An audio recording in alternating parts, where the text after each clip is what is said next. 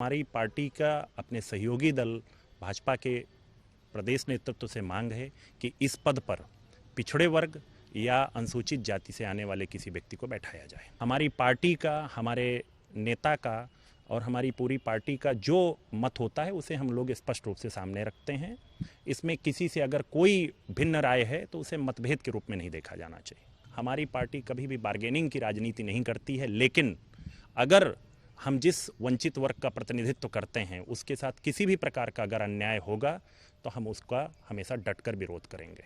18 अक्टूबर को एक विशेष सत्र विधानसभा का बुलाया गया है। चर्चा ये है कि उसमें बीजेपी के विधानसभा के उपाध्यक्ष पद के लिए नॉमिनेशन होगा, नए उपाध्यक्ष का चुनाव भी होगा। हमारे साथ इस वक्त आशीष पटेल मौजूद हैं, जो कि कार्यकारी अध्यक्ष हैं अपना दल एसके। आशीष जी, बड़ी तेज चर्चा है कि कोई विधानसभा का उपाध्यक्ष बनेगा और चर्चा नितिन अग्रवाल की चल रही है।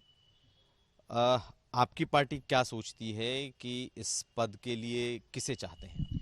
देखिए, पहले तो स्पष्ट कर दूं मैं कि अभी तक हमारी पार्टी को किसी भी व्यक्ति का अधिकृत सूचना नहीं प्राप्त हुई है या आपके माध्यम से किसी का नाम आ रहा है, पर हमारी पार्टी का इस पे स्पष्ट मत है कि चूंकि विधानसभा और विधान परिषद में दोनों में आसन में पिछड़े वर्ग या अनुसूचित जाति का कोई व्यक्ति वर्तमान समय में मौजूद नहीं है, अतः हमारी पार्टी का अपने सहयोगी दल भाजपा के प्रदेश नेतृत्व से मांग है कि इस पद पर पिछड़े वर्ग या अनुसूचित जाति से आने वाले किसी व्यक्ति को बैठाया जाए। इसकी कोई खास वजह?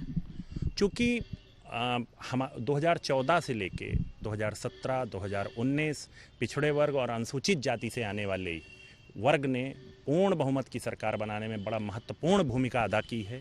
तो आज जब हमें देने का वक्त है तो हम इस लोकतंत्र के सबसे बड़े मंदिर में इस पिछड़े वर्ग से या अनुसूचित जाति से आने वाले किसी व्यक्ति को बैठा करके उनको एक अच्छा संदेश देने में कामयाब रहेंगे। लेकिन अब तो विधानसभा का सत्र महज कुछ महीनों का बचा है, अब तो नए चुनाव होंगे, 2022 में नई सरकार बनेगी। आपको लगता नहीं है तब आपकी ये डिमांड ज़्यादा महत्वपूर्ण होती कि आप पूर्ण 5 साल के लिए मांगते, 2-4 महीनों के लिए आप मांगते? चूँकि चुनाव हो रहा है, अगर चुनाव नहीं होता तो हमारी तरफ से कोई मांग भी नहीं होती। चूँकि चुनाव कराया जा रहा है 18 अक्टूबर को, तो हमारी पार्टी का स्पष्ट मत है कि इस पद पर अनुसूचित जाति या पिछड़े वर्ग से आने वाले किसी व्यक्ति को बैठाया जाना चाहिए, जो लोकतंत्र के इस मंदिर में उत्तर प्रदेश की 24 करोड़ जनता को ये आश्वस्त करेगा कि हमारे वर्गों का भी ख्याल रखा जा रहा है। तो क्या आपको लगता है कि बीजेपी के भीतर पिछड़ों की या दलितों की उपेक्षा इस वक्त हो रही है? देखिए, माननीय प्रधानमंत्री जी ने, हमारी नेता आदरणीय अनुप्रिया पटेल जी ने जो भी मांग पिछड़ों के संबंधित उठाई थी, चाहे नीट हो या अन्य कोई विषय हो, राष्ट्रीय पिछड़ा वर्ग आयोग को संवैधानिक दर्जा देना हो या अन्य जो भी विषय हैं, उन पर बड़ी गंभीरता से काम किया है और कई निर्णय माननीय प्रधानमंत्री जी ने कराए हैं। उसी परिप्रेक्ष्य में हमारी पार्टी की स्पष्ट मांग है कि स्पष्ट प्रतिनिधित्व होना चाहिए पिछड़े वर्ग और अनुसूचित जाति वर्ग के लोगों को।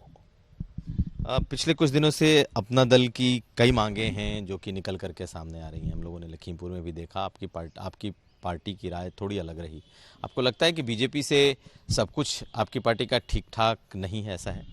देखिए, इसमें ठीक न होने का प्रश्न कहाँ से उठता है। हमारी पार्टी का, हमारे नेता का और हमारी पूरी पार्टी का जो मत होता है उसे हम लोग स्पष्ट रूप से सामने रखते हैं। इसमें किसी से अगर कोई भिन्न राय है तो उसे मतभेद के रूप में नहीं देखा जाना चाहिए। बीजेपी के साथ आपका गठबंधन कैसा है और आने वाले चुनाव में ये गठबंधन कितना मजबूत रहेगा, या आपको लगता है कि पिछले बार की तुलना में इस बार आपको ज़्यादा सीटें मिलनी चाहिए? हम 2014 से भारतीय जनता पार्टी के नेतृत्व वाले एनडीए गठबंधन का एक अटूट हिस्सा हैं। 2014 में हम चुनाव लड़े, 2 सीटें हम उत्तर प्रदेश में लड़े, दोनों जीते। 2017 में 11 सीटें हमको लड़ने को मिली, हम 9 जीते। 2019 में 2 सीटें लड़ने को मिली, 2 जीते।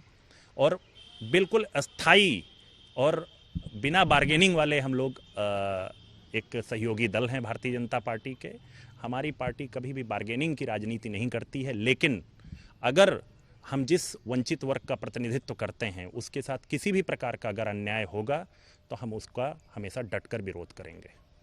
इस बार आपको क्या लगता है कि आपकी सीटें ज़्यादा होनी चाहिए? आप कितनी सीटें चाहेंगे बीजेपी से, क्योंकि अब तो सीट शेयरिंग और इन तमाम चीज़ों की भी शुरुआत होगी।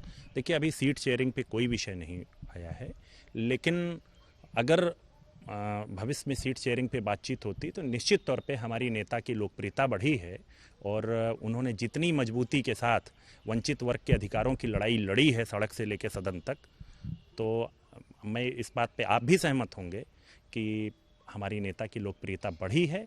तो जब लोकप्रियता बढ़ी है तो निश्चित तौर पे हमें हमारा हिस्सा भी ज़्यादा मिलना चाहिए। आपने कहा हिस्सा भी ज़्यादा मिलना चाहिए। पिछली बार 11 सीटें बीजेपी ने दी थी, इस बार आपका टारगेट कितना है, कितनी सीटों पर आपकी तैयारी है और कितनी सीटें आप लड़ेंगे? देखिए, 7 तारीख की जो हमारी बैठक हुई है, इस बैठक में हमारी पार्टी ने 200 से ज़्यादा सीटों पर अपने चुनाव प्रभारी नियुक्त किए हैं, जो वहां पर जा कर के अपना दल यस के संगठन को उस विधानसभा में मजबूती प्रदान कर रहे हैं और निश्चित तौर पे बंटवारे में वो सीट हमारे पास रहती है, हमारे सहयोगी दल के पास जाती है।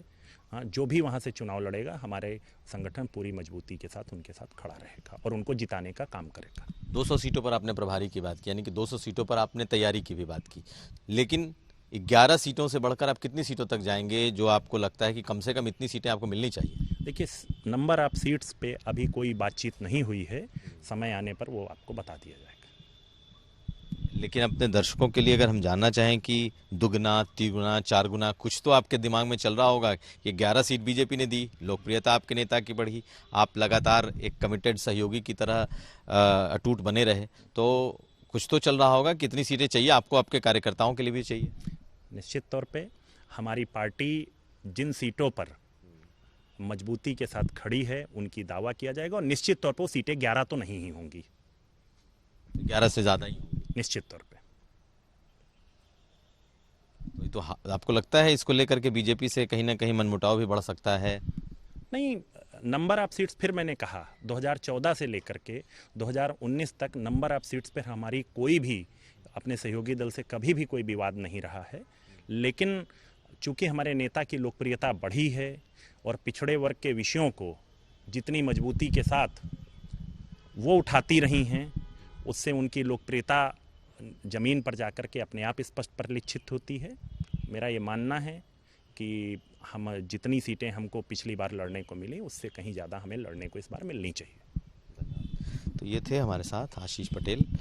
साफ तौर पर न सिर्फ विधानसभा उपाध्यक्ष के पद पर दावा है, दावा इस सेंस में कि उन्हें पिछड़े और दलितों में से किसी एक को दिया जाए, बल्कि इस बार विधानसभा चुनाव में ज़्यादा सीटों का भी न सिर्फ दावा है, मांग है, बल्कि इनका कहना है कि ज़्यादा सीटें इस बार वो लड़ेंगे ही। गौरव गुप्ता के साथ कुमार अभिषेक।